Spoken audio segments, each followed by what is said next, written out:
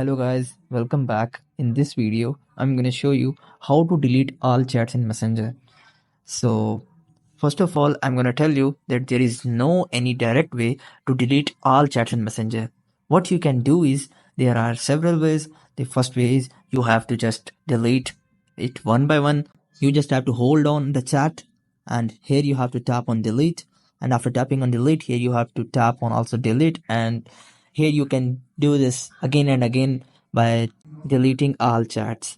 And another thing is when you want to delete all chats and you don't want to delete a specific chat and you have bunch of chats, then what you can do is you have to tap on top left corner of options.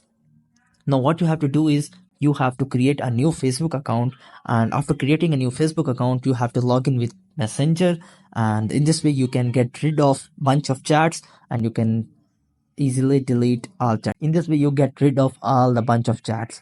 And the third option is what you can do is you have to just uninstall the app, and in this way you can get rid of bunch of apps and all the chats are deleted from your phone.